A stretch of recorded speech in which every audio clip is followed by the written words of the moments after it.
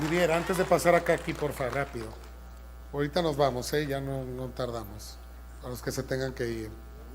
Gracias. Mi nombre es Maru. Maru, Yo te quería preguntar si en esto de la videoconferencia ajá, podemos, el miedo, el pánico, la ansiedad, puede tener solución otra vez. claro, claro. ¿A qué le tienes pánico? Pues es lo que no sé, pero En la tengo mucho miedo. biodesplamación entra desde una gripa hasta un cáncer. Todo, entra todo. Hasta las circunstancias repetidas en nuestras vidas que de repente no comprendemos. ¿Tienes pánico tú? Mucho. ¿A Todo qué? tengo miedo a que les pase algo a mis hijos, a mis hermanos, que les hagan algo. He pasado por cosas muy duras Para. Yo te pregunto, acuérdate, hermosa. Ahí te va. ¿Desde cuándo tienes pánico? de 7 años atrás, más o menos. Ok, ¿a qué le tienes pánico? ¿Qué te lo activa? ¿Lo tienes detectado? Cuando mis hijos salen, Ajá. tengo miedo a que no regresen, A que no regresen. que algo me les hagan, que algo les suceda. Bueno, eso no está ahí de gratis. Pero desde los 7 tienes. ¿Y a qué le tenías No, a los 7 si no tenías? hace 7 años. Ah, hace 7. ¿Qué edad Empecé. tienes? 58. Mira, bien, a los 51. Fíjate bien, el pánico siempre viene, es un miedo a algo que va a pasar, pero que no pasa. Es como un miedo simbólico, o más bien un miedo a algo simbólico, siempre. Pero no aparece ahí nada más. Hay que buscar de dónde viene esa información, porque lo que está haciendo tu cerebro es protegerte. Cuando entra en pánico sientes que te ahogas, ¿qué te sucede? Te da mucho miedo. Sí. El inconsciente es perfecto, te está llevando a hacer lo que tú necesitas hacer en ese momento para sobrevivir. Grábate eso que te estoy diciendo. Entonces vámonos, 7 años atrás me dices que tenías 51. Ok, a tus 51 años, ¿qué pasa en tu vida? ¿O qué le pasa a alguien en tu vida?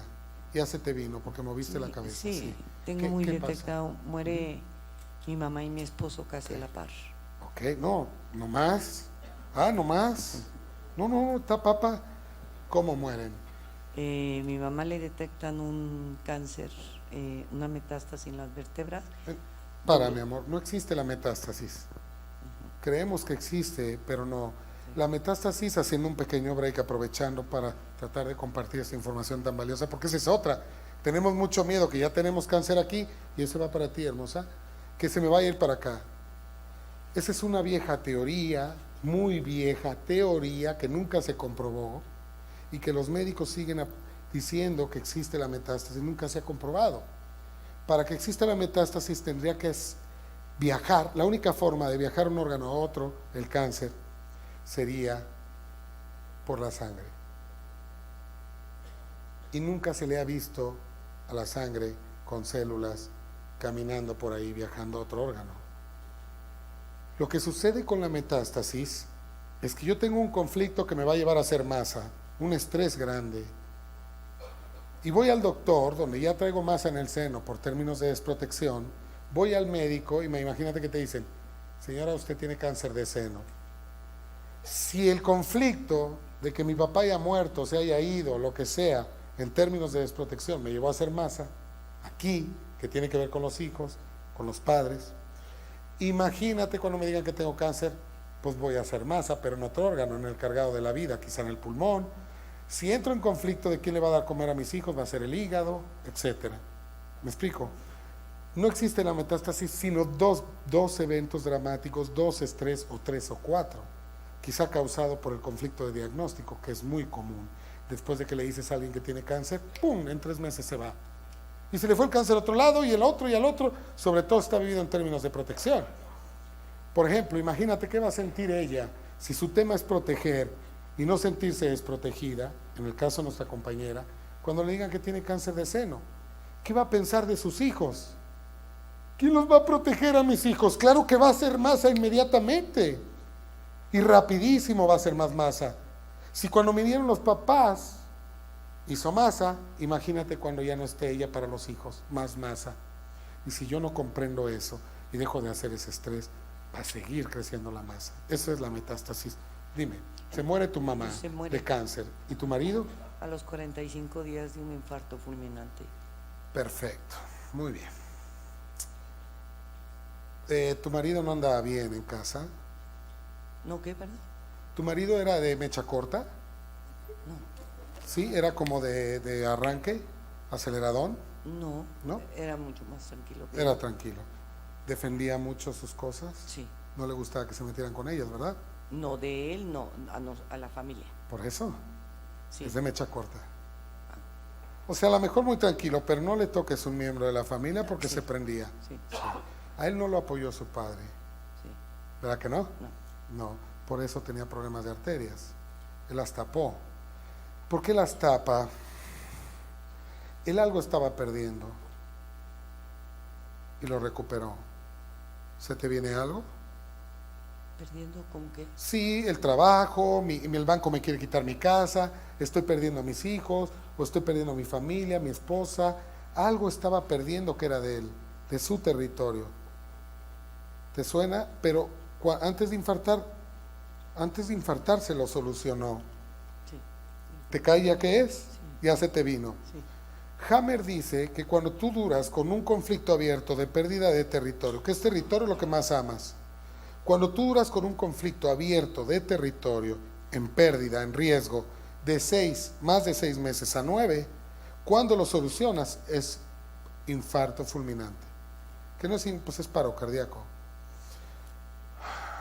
No es el cigarrillo, la comida, la grasa. Hay gente que ha fumado toda su vida y come carnita, chicharrones, de aquí se van a ir a los tacos, y bien sanos, y otros en la caminadora y ¡pum! O haciendo el amor, bien ponchados, ¿no? Y bien infartados. Y dices, ¿cómo? Si lleva una vida bien sana. Porque no es la comida, no es el cigarro como tal. Cuando en la fase activa de estrés, tú vas a ulcerar las arterias para hacerlas más delgadas, para que pueda fluir la sangre mejor. ¿Para qué crees? Para poder defender tu territorio que estás perdiendo. Pero si duras más de 6 meses en esa fase tan estresante, van a ser tanto el número de úlceras que tú le hagas a la arteria, que cuando lo resuelvas, siempre va a entrar la fase de reparación, siempre. Es lo que tú llamas enfermedad, o nosotros antiguamente llamamos enfermedad. El inconsciente va a mandar colesterol para resanar las úlceras. Pero va a ser tal la cantidad, porque fue tal la cantidad de úlceras que hiciste, que va a tapar las 3 arterias del corazón. Y eso es paro cardíaco. Pero eso va a suceder cuando lo resuelvas. Por eso es que la gente dice, no, se sacó la lotería. Y estaba tan contento que, me saqué la lotería, ¡pum! No es la lotería como tal. Es que lo había perdido todo y lo había resuelto sacándose la lotería. Y es ahí donde repara con colesterol el cuerpo, el inconsciente. Bien, mueren los dos. Obviamente me estás diciendo con eso que ahora tú tienes mucho miedo que le pase algo a tus hijos. Porque ya tuviste 2 pérdidas grandes. ¿Cómo me dijiste que te llamabas? Maru. Bien. ¿Te das cuenta lo que te digo o no? ¿Sí o no? Te puedo decir algo. Te tengo malas noticias. Voy a ser fuerte contigo, pero te lo voy a decir de corazón. Algún día tus hijos se van a morir. Te estrese o no te estrese. Quieras o no quieras. Y te tengo peor noticia. Tú también.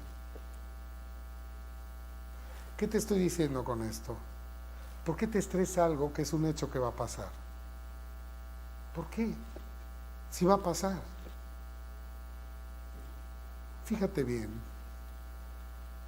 A mí me estresaría algo que me daría miedo, no sé, algo que crea que puedo evitar, pero sobre la muerte, que no puedo evitar nada.